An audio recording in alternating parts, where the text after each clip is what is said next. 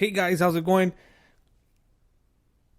Here on Finding Truth, we're going to be on a journey to finding truth. And if you look at truth, in the middle is you. So in the midst of finding truth, you will find you. So that's our whole journey, right? Together is to find ourselves. So who are we? What are we? That's one of the questions that a lot of us have contemplated for the longest times. And when we sit alone with our own thoughts, we think about those things. Where do we come from? And religion attempts on explaining it. But if I'm being honest, it doesn't do a really good job. Now, was that the way we were supposed to develop our consciousness? Maybe. I think if I were to understand one of the things that I think about is that if I were to understand this truth that I know now when I was younger, I don't think I would have used it for good. If in my own ego, right, when I was young and the bad things that I was doing, if I would have thought that I can have the world with my thoughts as I control my thoughts, then I can almost guarantee you that I would have flipped it around and I would have used it for evil. And I think a lot of people around history have proven that. You take a look at Hitler, you take a look at of other forms of beings that use it for their own service, for service to self. And they're able to accomplish a lot when it comes to what they were trying to accomplish. I mean, world domination almost until the world wars happened. But that's besides the fact. Now, by no means am I saying what they did was okay. What I am saying is that you can use this for evil. But understanding who you are is such a huge factor. Again, not to bring up Hitler again, but yes, to bring up Hitler. Have you guys seen like in the documentaries where they talk about that Hitler was told that he was the German Messiah? So he really believed it. So behind him, there was a quote unquote God-given purpose to be the Messiah to his people. And that's how it all started.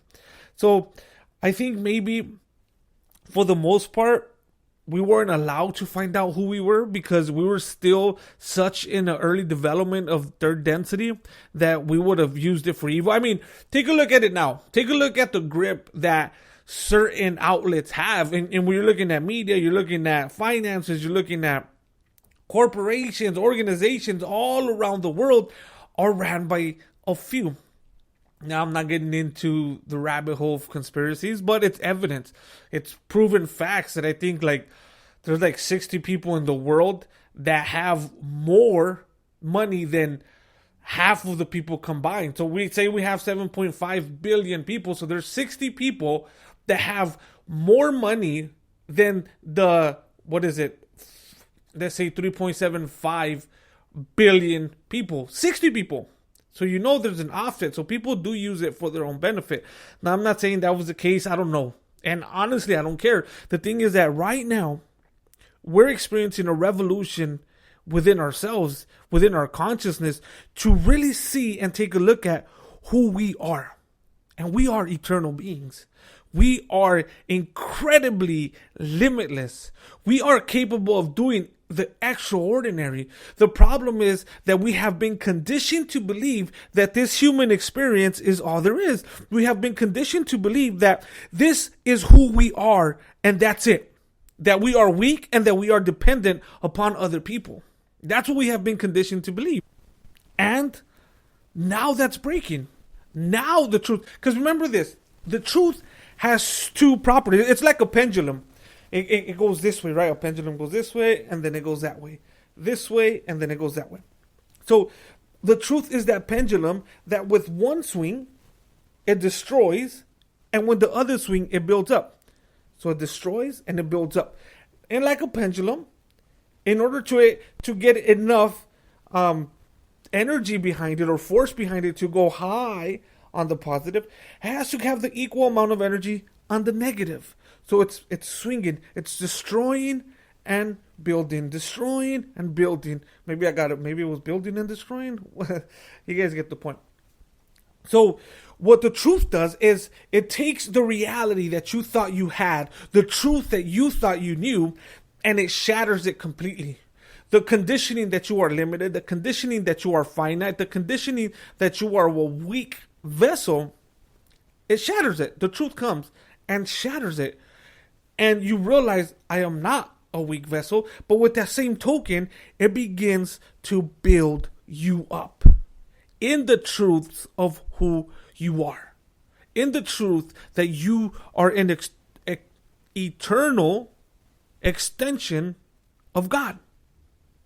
That God literally split himself to produce your soul. He didn't create you out of anything. He split himself to make you. You are the split of God. The soul of God. That's who we are. And I think that's what the truth is bringing. So it breaks that falseness that you had. And sometimes what it does, it breaks the falseness in your marriage, in your relationships, with friends, with family, with co-workers. The illusion of who you thought you were in corporate America, or the illusion that you thought you were as a doctor, or anything else that comes with the title and accomplishments and accolades. It breaks that illusion, and you realize, I am not those accolades. I am not those illusions. I seen the documentary. I don't know if you guys seen it. Ram Dass, The Power of Nothing, something along those words. But in one of those instances, what he said was, I'll pretend you are who you're pretending to be if you pretend that I am who I'm pretending to be. So you're pretending to be a doctor right now. So I'll pretend you are this doctor if you pretend I am this lawyer. And we'll both be playing this make-believe game. Because at the end of the day, I want you guys to realize this. You are not your profession. You are not your hobbies. You are none of that. In fact, we are nothing. The only thing that you are is you are. Right? So think about that. The only thing that I am is I am. I am. I am. So it's not your name. It's not who you're married to. It's not anything in that, what's your race or anything else, where you were born, what kind of things you've accomplished. You're not that, because say you're a doctor and you get removed from being a doctor. You get fired, or whatever happens, you lose interest. Now, does that change who you are? Does that change you? Or let's say you change your name, or take a look at somebody that gets married and they take the last name of the husband. They're no longer the same person, right? Named the same. But does that change the essence of who they are? Absolutely not. It doesn't change the essence. So the essence of who you are is God. So nothing can change that. And nobody's more important than anybody, and nobody's less than anybody. Some of us have just realized that. And as we realize that, we don't use it as a means for personal gain, but we use it as a means to expand the consciousness of those around us. So as you're listening to this, this is God, yourself, attempting to wake yourself up. So you place me in your life, in this moment. If you're listening to this right now, you have placed me in your timeline to attempt to wake you up. Now, it's not my job to wake you up. I'm simply being myself. I'm simply living my authenticity. But as you hear these words, it's like, wake up, wake up, wake up, wake up, wake up, wake up. Now, you can choose to ignore it. You can choose to scoff. You can choose to snooze. But it doesn't change that reality that I'm here to wake you up. Wake you up to what? Wake you up to the fact that you are God experiencing himself as you. So through your experiences, through the things that have happened through your life, you get a better understanding of who you are. So therefore, God gets a better understanding of who he is. Now think about this. We are both the ship and the storm. Meaning that we, as individuals, created the storm that we're navigating through, but we're also the ship that is experiencing the storm. We cannot create outside of our understanding of who we are or what we are. It's just impossible. So in the beginning, we are so chaotic. So I think that's why in the beginning, creation was so chaotic, because God himself was still chaotic. He was unable to comprehend himself as it plays out, right? And why I say as it plays out, because the beginning and the end are known. There's no difference between past, present, or future in terms of eternity. There is no difference. So what happened at the beginning also happened in the ending, and all through the middle, and it's all happening at once. So God, from one moment to the other, knew and experienced himself as that. So what you can say is that we're the afterthought of that. So the beginning and the end, we're the afterthought. We're eternity playing itself out. It's already happened, but it's playing itself out. So as you begin to experience new experiences, in the beginning, you had chaos. All you can create is chaos. So God could only create the chaos. So the ship was experiencing chaos and storms because that's all it could create. So in your life, when you're unaware or unconscious, and I don't mean that in any derogatory form, what I'm saying is that in the beginning, all we had was failed relationships, failed attempts of happiness, failed attempts of anything we wanted to do, simply because all we knew was chaos. We were out of order. We couldn't create anything past that. So once you become more conscious of yourself and you realize and you come to an understanding of yourself, you're able to create better circumstances,